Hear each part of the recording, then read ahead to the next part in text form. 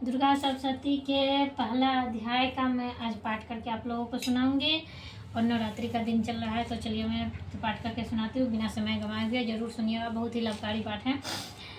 श्री दुर्गा सप्तशती पहला अध्याय। मेघा ऋषि का राजा सूरत और समाधि भगवती की महिमा बताते हुए मधु कैटभ का वध प्रसंग सुनाना।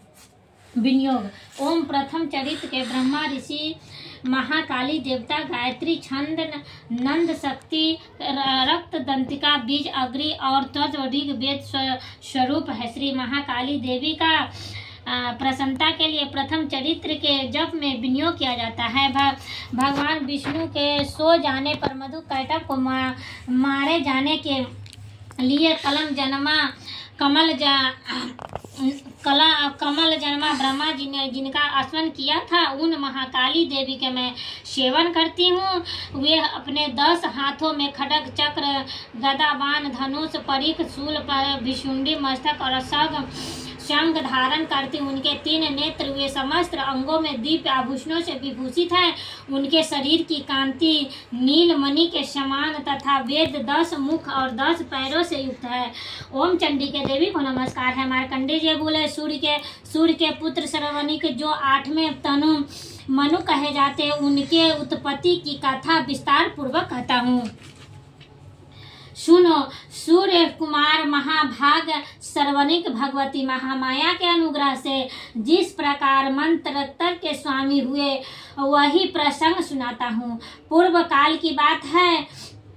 स्वरिचित मंत्र में सूरत नामक एक राजा थे जो चैत्र वंश में उत्पन्न हुए थे। उनका समस्त भूमंडल अधिकार था।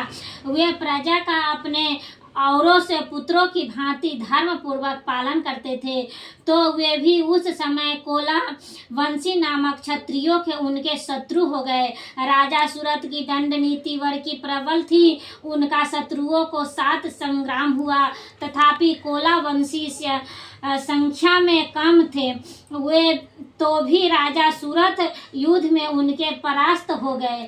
तब वे युद्ध भूमि से अपने नगर को लौट आए और केवल अपने देश के राजा होकर रहने लगे। यो समुचित पृथ्वी से जब अब उनका अधिकार जा रहा, किंतु वहां भी उन प्रबल शत्रुओं ने उस समय महाभाग राजा सूरत पर आक्रमण कर दिया। राजा का बल क्षीण हो चला था, इसलिए उनके दुष्ट बलवान एवं दुरात्मा मंत्रियों ने वहां उनकी राजनीति में भी राजकीय सेना और खजाने को हथिया लिया। सूरत का प्रताप नष्ट हो चुका था, इसलिए वे शिकार खेलने के बहाने घोड़े पर सवार हो वहां से अकेले ही एक घने जंगल में चले गए। वहां उन्होंने विप्रवर मेधा मुनि का आश्रम देखा, जहां कितने ही हिंसक जीव अपनी स्वाभाविक हिंसा वृत्ति छोड़कर प्रभम शांति भाव से रहते थे। मुनि के बहुत से शिष्य उनकी मन की शोभा बढ़ा रहे थे। वहां जाने पर मुनि उनका सत्कार किया और वे उन मुनि श्रेष्ठ के आश्रम पर इधर उधर विचरते हुए कुछ काल तक रहे। फिर ममता से अधिकृत होकर वहां इस प्रकार चिंता करने लगे। पूर्व काल में वे पूर्वजनों को जिसका पालन किया था वही नरक आज मुझे रहित है। पता नहीं मेरे दुराचारी भृतगण उसकी धर्म पूर्वक क्षमा रक्षा करते हैं या नहीं। जो सदा मद की वर्षा करने वाला और सूरवीर था, वह मेरा प्रधान हाथी अब शत्रुओं के अधीन न जाने किन भोगों को भोगता हुआ। जो लोग मेरी कृपा धन और भोजन पाने से सदा मेरे पीछे पीछे चलते थे, वे निश्चय ही अब दूसरे राजाओं के अनुसरण करते होंगे। उनका अपव्ययी लोगों के द्वारा सदा खर्च होते रहने के कारण अत्यंत कष्ट से जमा किए हुए मेरा वह खजाना खाली हो जाएगा। ये तथा और भी कई बातें राजा सूरत निरंतर सोचते रहते थे। एक दिन उन्होंने वहां विप्र वर मेधा के आश्रम के निकट एक वैश्य को देखा और उसने पूछा, भाई तुम कौन हो? यहाँ तुम्हारे आने का क्या कारण है? तुम क्यों शोक ग्रस्त और मन से दिखाई देते हो? राजा सूरत का यह प्रेम पूर्वक कहा हुआ वचन सुनकर वैश्य विनती भाव से उन्हें प्रणाम करके कहा। वैश्य बोला, राजन, मैं धनी योग के कुल में उत्पन्न एक वैश्य हूँ। मेरा नाम समाधि है। मेरे दुष्ट स्त्री पुत्रों ने धन के लोभ से मुझे घर से बाहर निकाल दिया है। मैं इस समय धन की स्त्री और पुत्रों से विचित हूँ। मेरे विश्वनीय बंधुओं ने मेरा ही धन लेकर मुझे दूर कर दिया है, इसलिए दुखी होकर मैं वन में चला आया हूँ। यहाँ रहकर मैं इस बात को जानता कि मेरे पुत्र स्त्री की और स्वजनों की कुशल है या नहीं। इस समय घर में वे कुशल से रहते हैं अथवा उन्हें कोई कष्ट है। वे मेरे पुत्र कैसे हैं? क्या वे सदाचारी है अथवा दुराचारी हो गए हैं? राजा ने पूछा, जिन लोभी स्त्री पुत्र आदि धन के कारण तुम्हें घर से निकाल दिया, उनके प्राप्ति तुम्हारे चित्त में इतना स्नेह बंधन क्यों है? वैश्य बोला, आप मेरे विषय जैसी बात कहते हैं वह सब ठीक है, किंतु क्या करूं, मेरा मन निष्ठुरता नहीं धारण करता। जिन्होंने धन के लोभ में पकड़कर पिता के प्रति स्नेह, पति के प्रति प्रेम तथा आत्मजनों के प्रति अनुराग की तिलांजलि दे मुझे घर से निकाल दिया, उन्हीं के प्रति मेरे हृदय में इतना स्नेह, माता भक्त में गुणहीन वस्तुओं के प्रति भी जो मेरा चित्त इस प्रकार प्रेम ग्रम हो रहा है, यह क्या है? इस बात को मैं जानकर भी नहीं जान पाता। उनके लिए मैं लंबी सांस ले रहा हूँ और मेरा हृदय अत्यंत दुखित हो रहा है। उन लोगों में प्रेम का समर्था भाव है तो भी उनके प्रति जो मेरा मन निष्ठुरता नहीं हो पाता, इसके लिए क्या करूँ? मार्कंडे जी कहते हैं, ब्राह्मण तदंतन राजाओं में श्रेष्ठ सूरत और वह समाधि नामक वैश्य दोनों साथ साथ मेघा मुनि के सेवा में उपस्थित हुए और उनके साथ यथा योग यनाकुल नियम पूर्वक वातावरण करके बैठे। तत्पश्चात वैश्य और राजा ने कुछ वार्तालाप आरंभ किया। राजा कहा, भगवान, मैं आपसे एक बात पूछना चाहता हूँ, उसे बताइए। मेरा चित्त अपने अधीन न होके कारण वह बात मेरे मन को बहुत दुख देती है।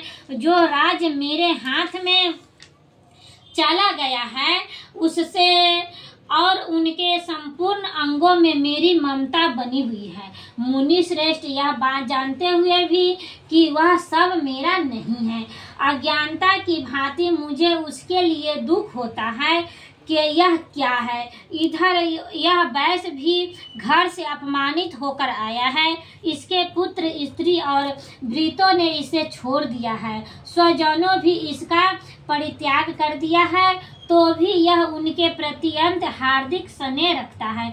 इस प्रकार यह तथा वह मैं दोनों बहुत दुखी हैं। जिस प्रत्यक्ष दोष से देखा गया है उस विषय के लिए भी हमारे मन में ममता जनित आकर्षण पैदा हो रहा है।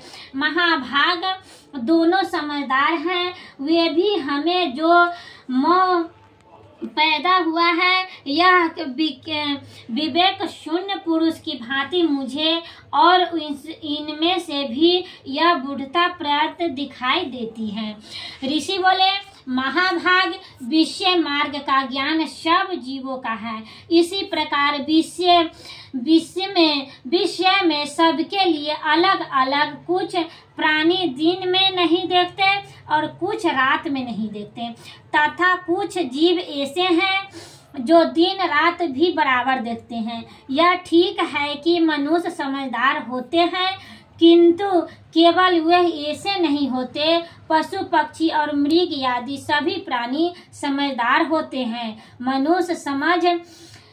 भी वैसी होती है जैसे उन मृग और पक्षियों की होती हैं, तथा जैसे मनुष्य होती है वैसे ही उन मृग पक्षी आदि भी होती है, तथा अन्य बात भी प्रातः दोनों समान ही समझ होने पर भी इन पक्षियों को देखो, ये स्वयं भूखे से पीड़ित होते हुए भी मोह बस बच्चों को चोंच में कितने चावे से अत्र के दाने डाल रहे हैं। नर श्रेष्ठ, क्या तुम नहीं देखते कि मनुष्य समझदार होते हुए भी लोभवश अपने किए हुए उपकार का बदला पाने के लिए पुत्रों अभिलाषा करते हैं, तथापि उन सब में समझ की कमी नहीं है, तथापि वह संसार स्थिति जन्म मरण परंपरा बनाए रखने वाले भगवती महामाया के प्रभाव द्वारा ममता में भंवर से युक्त मोह में गहरे गर्त में गिराए गए हैं। इसलिए इसमें आसन नहीं करना चाहिए। जगदीश्वर भगवान विष्णु योग निद्रा रूपा जो भगवती महामाया है, उन्हीं से यह जगत मोहित हो रहा है। वे भगवती महामाया देवी ज्ञानी के योग भी चित्त को बलपूर्वक खींचकर मुंह में डाल देती है। वे ही इस संपूर्ण चराचर जगत की सृष्टि करती है, तथा वे ही प्रसन्न होने पर मनुष्यों को मुक्ति देने के लिए वरदान देती है। वही फरा विद्या संसार बंधन और मोक्ष की हेतु भूता सनातनी देवी तथा संपूर्ण ईश्वरों को भी अधीश्वरी है। राजा ने पूछा, भगवान जिन्हें हम महामाया कहते हैं, वे देवी कौन है? ब्राह्मण उनका आविर्भाव कैसे हुआ तथा उनके चरित्र कौन कौन है? ब्रह्मा वेदाओं में श्रेष्ठ महर्षि उन देवी का जैसा प्रभाव है, जैसा स्वरूप है और जिस प्रकार प्रादुर्भाव हुआ है, वह सब आपके मुख से सुनना चाहता हूँ। ऋषि बोले, राजन, वास्तव में वे देवी नित्य रूपा ही है, संपूर्ण जगत को उन्हीं रूप में है तथा उन्होंने समस्त विश्व को व्याप्त कर रखा है, तथापि उनका प्रकट अनेक प्रकार से होता है। वह मुझसे सुनो। यद्यपि वे नित्य और अजन्मा तथापि देवताओं का कार्य सिद्ध करने के लिए प्रकट होती है। उस समय लोक में उत्पन्न हुई कला वो कहलाती है। कल्प में अंत में जब संपूर्ण जगत एक कर्ण में निर्भर हो रहा था, उस सबके प्रभु भगवान विष्णु शेष नाग की शस्या बिछाकर योग निद्रा आश्रय ले सो रहे थे। उस समय उनके कानों में मैला से दो भयंकर असुर उत्पन्न हुए, जो मधुर और कैटब के नाम से विख्यात हुए। वे दोनों ब्रह्मा जी का वध करने के लिए तैयार हो गए। भगवान विष्णु के नाभि कमल में विराजमान प्रजापति ब्रह्मा जी ने जब उन दोनों भयानक असुर को अपने पास आया और भगवान सोए हुए देखा, तब याग चित होकर उन्होंने भगवान विष्णु को जगाने के लिए उनके नेत्रों निवास करने योग निद्रा का स्तवन आरंभ किया, जो इस विश्व की अधीश्वरी, जगत धारण करने वाली, संसार का पालन और संसार संहार करने वाली तथा तेज स्वरूप भगवान विष्णु की अनुपम शक्ति है। उन्हीं भगवती निद्रा देवी की भगवान विष्णु स्तुति करने लगे। ब्रह्मा जी ने कहा, देवी तुम ही स्वाहा हो, तुम ही स्वधा हो और तुम ही भचटकार हो। स्वर भी तुम ही हो, स्वर भी तुम ही हो, जीवन दायिनी सुधा हो। नित्य अक्षर प्रणव में आकर उकार मकार इन तीनों मात्राओं में रूपी में तुम ही स्थित हो, तथा इन तीन मात्राओं के अतिरिक्त जो बिंदु रूपा नित्य अध्र मात्रा है, जिसका विशेष रूप से उच्चारण नहीं किया जा सकता, वह भी तुम ही हो। देवी तुम ही संध्या हो, सावित्री हो तथा परम जननी हो। देवी तुम इस विश्व को धारण करती हो, तुमसे ही इस जगत सृष्टि होती है, तुम ही में इसका पालन होता है और सदा तुम ही कल्प में अंत में सब को अपना ग्रास बना लेती हो। जगन्मयी देवी, इस जगत की उत्पत्ति के समय तुम सृष्टि रूपा हो, पालन काल में स्थित रूपा हो तथा कल्पांत के समय संसार रूपा धारण करने वाली हो। तुम ही महाविद्या, महामाया, महामेधा, महास्मृति, महामोहरूपा, महादेवी, महासुरी हो।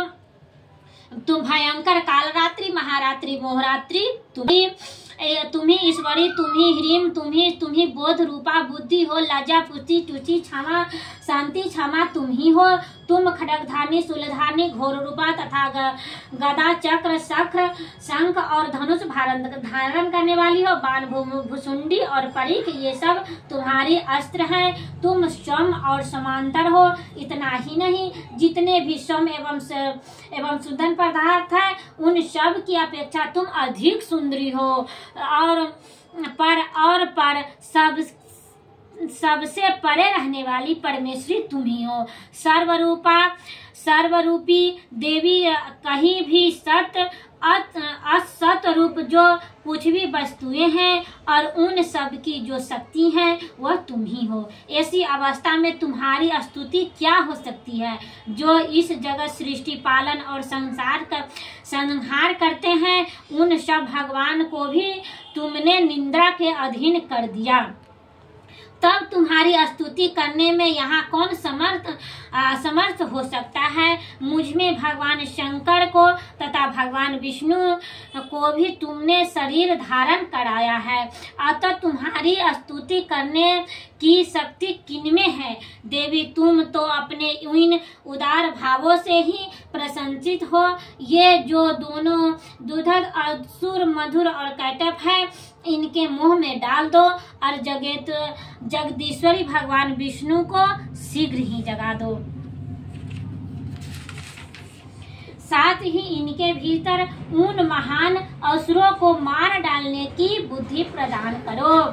ऋषि कहते हैं, राजन, जब ब्रह्मा जी ने वहाँ मधु और कैटभ को मारने के लिए उद्देश्य भगवान विष्णु को जगाने के लिए तमोगुण अधिष्ठात्री देवी योग निद्रा इस प्रकार स्तुति की, वे भगवान के नेत्र, सुख, नासिका, बाहु, हृदय और वत्सल से निकलकर व्यक्त जन्मा ब्रह्मा जी को सृष्टि समक्ष खड़ी हो गई। योग निद्रा से युक्त होने वाली जगत स्वामी भगवान जगन्नाथ उस एकार्ण वर्ण के जल में शेष नाग की शस्या से आग से जग उठे। फिर उन्होंने उन दोनों असुरों को देखा। वे दुराचार में मधु और कैटभ अत्यंत बलवान तथा पराक्रमी थे और क्रोध से लाल आंख किए हुए ब्रह्मा जी को खा जाने के लिए उद्योग कर रहे थे। तब भगवान श्री हरि ने उठकर उन दोनों के साथ 5000 वर्षों तक केवल बाह्य युद्ध किया। वे दोनों भी अत्यंत बल के कारण उन्मत्त हो रहे थे। इधर महामाया ने भी उन्हें मुंह में डाल रखा था। इसलिए वे भगवान विष्णु से कहने लगे, हम तुम्हारी वीरता से संतुष्ट हैं, तुम हम लोगों से कोई वर मांगो। श्री भगवान बोले, यदि तुम दोनों मुझ पर प्रसन्न हो तो अब मेरे हाथे से मारे जाओ। बस इतना सा ही मैंने वर मांगा है, या दूसरे किसी वर से क्या लेना है। ऋषि कहते हैं, इस प्रकार धोखे में आकर आ जाने पर जब उन्होंने संपूर्ण जगत जल देखा, तब कमल नयन भगवान से कहा, यह पृथ्वी जल में डूबी हुई है, डूबी हुई ना हो, या जहाँ सूखा स्थान ना हो वही हमारा वध करो। ऋषि कहते हैं, तब तथास्तु कहकर शंख, चक्र और गदा धारण करने वाली भगवान विष्णु ने उन दोनों मस्तक अपनी जांघ पर रखकर चक्र से काट डाले। इस प्रकार वे देवी महामाया ब्रह्मा जी की स्तुति करने स्वयं प्रकट हुई। तब पुनः उनमें उनके प्रभाव वर्णन करता हूँ, सुनो। इसी प्रकार श्री मार्कंडेय पुराण सर्वनिक मंत्र कथा के अंतर्गत श्री महात्म देवी महात्म्य मधुकैटभ वध नामक पहला अध्याय पूरा हुआ।